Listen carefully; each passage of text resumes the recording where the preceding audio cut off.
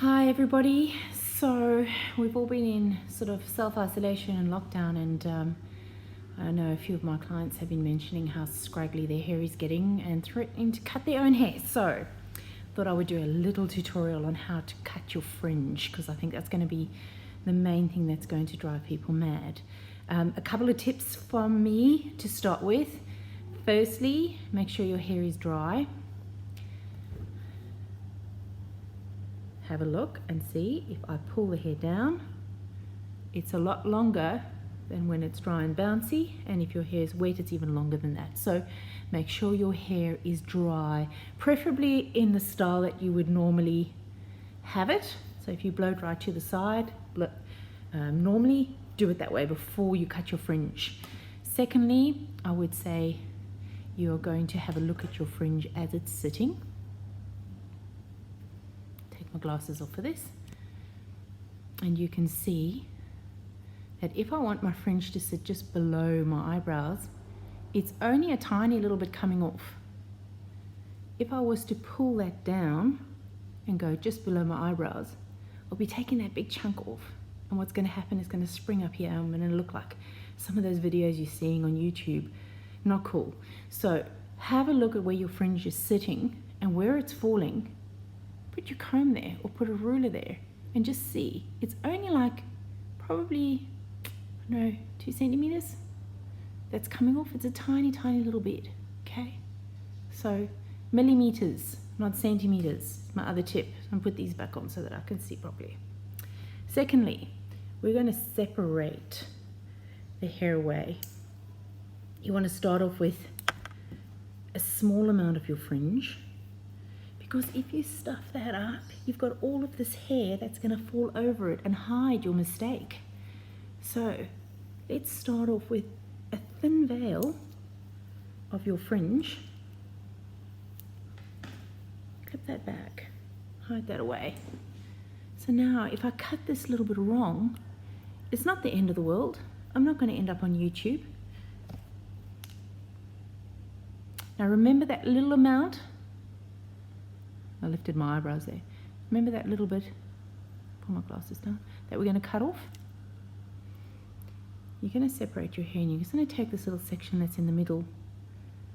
That way, if you cut this a little bit too short, you can always angle it down on the sides and it's not too bad.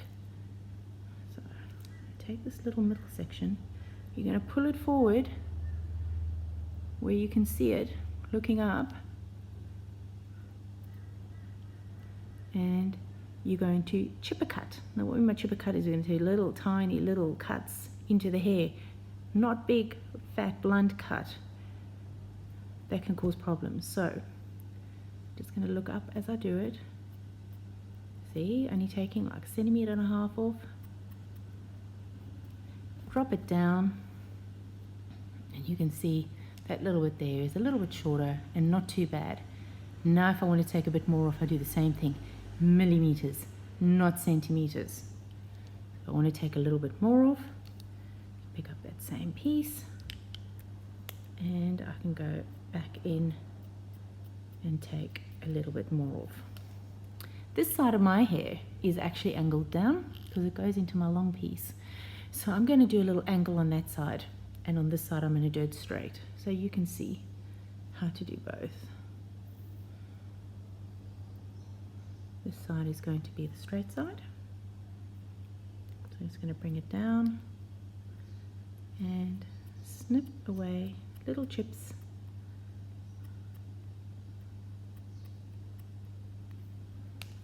And this side I'm going to angle down. So if you were doing curtain bangs or you just wanted to have a rounder look, this is how you would do it. You'd angle your fingers down and you would just chip into them so that it meets your middle piece and comes down. And I'm going to leave that little piece longer there because that's part of my long piece. Can you see? So now if I had made a huge mistake and my fringe was sitting right up here and you were going, oh my goodness, what I'm going to do, guess what? You've got a safety blanket. You can bring the next section down and cut that bit longer. to cover your mistake. No one will know. 1 month, it'll all be good. Now we're going to do the same with this. Tiny little chips, millimeters, not centimeters. And I'm angling into my long bit again. So angling the fingers down and cutting away that little bit. Now you don't have to go hardcore when you do your fringe. Once you know how to trim your fringe, you can do it once a week. You can take a couple of millimeters off every week if you wanted to.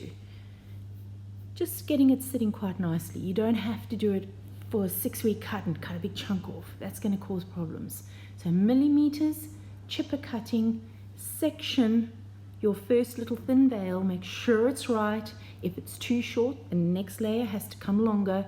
If it's perfect, match it up. Good luck, guys. See you in the salon soon.